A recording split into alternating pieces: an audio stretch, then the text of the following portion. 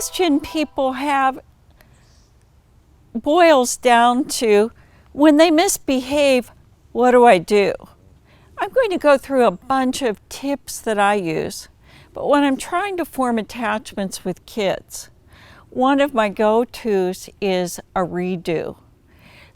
Let's try that one more time where you practice a different way. Wow, you did about half of that super. Let's try it again and we can see if we can get 3/4 of it. We're at 3/4. Oh, you don't want to do any more? Not a problem, but we really have to get this knocked off before, we do these other nice things. So take a break, but this redo will have to be done before that video or whatever, bright shiny object you have shining there as a reward for them. But usually they'll do the whole thing and you do the redo. That's exactly the way we want that to happen. Nice job, buddy. So that's how you get into the car without stepping on your sister's feet as you go for the seat that you wished.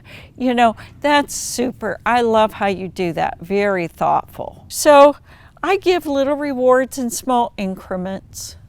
And this would be one piece of the Lego person for this, or 1 minute of television watching, 1 cent or 1 nickel, because you want multiple rewards during the day. And this would be for a kid who has significant misbehavior. Some kids you won't have to do this, but you could encourage somebody else who's maybe not so fortunate. And the thing is, they're earning through the day, but it also causes the parent to be looking for all these positives, because I want you to give at least 20 of something every day and more like 30. So that means you're constantly looking to reward. Here's the other side. I don't want you to go out of balance to positive and negative comments. So I like to have the parents' comments of corrections to positives in a 7-to-1 ratio. So if you want to correct a child's behavior, I want you to be thinking about 7 positive things that you can notice to every one correction. And that way the child starts to see you as this very positive, affirming, nurturing, sensitive parent. But to do all that, you will have to be very positive, sensitive, and encouraging. You can put 7 pennies in your pocket. When you've spent those 7 pennies, then you can correct the child on something. But that means you're also going to really reduce a lot of the choices and challenge that the child has to face out in the world. You just don't have a lot of opportunities for misadventure. Let's put it that way. And then, as I said before, you can freeze their assets, their points, if they're misbehaving, till they do something to make it up to the family for the misbehavior. But then, after they make it up, then, you still keep giving points, they're just frozen. And the child would be like, I'd rather die than do this for you. It's like, well, that won't be necessary. But they still can get points, they just can't use them. It's going to really burn a hole in their pocket. It's like me if Macy sends me one of that $20 off just for coming into their store. It really tempts me big time. I like to role play social situations, and that's helpful.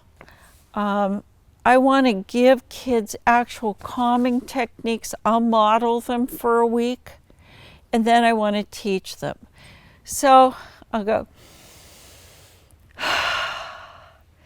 Jill, we have a problem to solve. Now notice how different that is.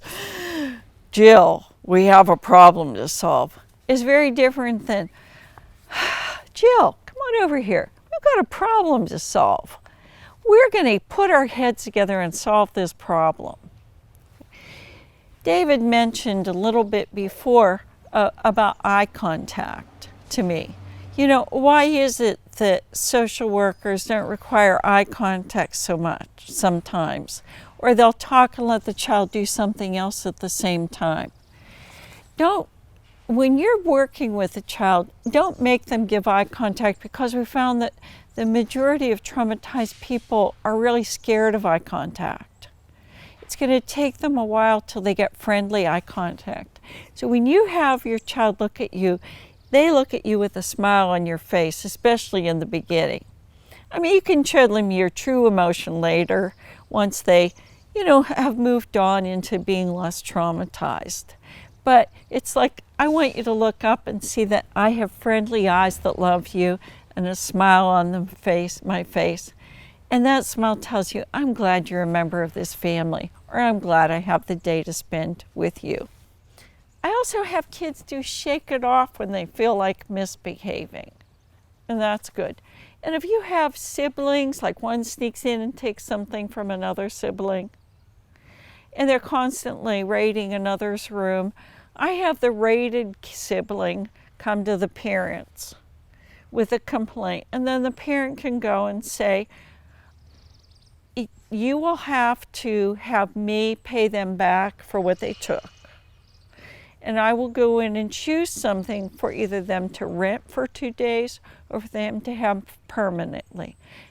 And that will be to repay them for what you took. And they're like, okay, I'll choose something for them. It's like, no, you took it without permission. Now I will go in and take something to give to them. And that tends to halt things pretty quickly when they know that they're going to have to repay in this kind of random way, where they don't have control over it. And that works really well just to get things back into an even place with kids who go into other kids' rooms and take things. And then I have all kids who are coming to a family practice where their personal bubble is, how far apart they should stand, what kind of touch is okay for the other child, what kind of touch isn't.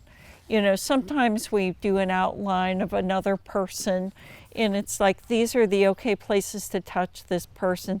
This is not the okay for anybody to touch. The bathing suit areas you'd use on an outline. We don't touch anybody in those bathing suit areas, but we also, in a friendly way, touch here, here, here, and here. And we personalize it for ages, sexes, and that child's particular situation. And then I can't say this enough. Many of our kids would not be falling apart if we were more sensitive to their sensory issues. And so I'm really big on headphones, if things get too loud, giving them sensory breaks, giving them time to just run and play on the trampoline or swing on the swing and get a break before the next sitting down or structured activity. So those are some happy family ideas.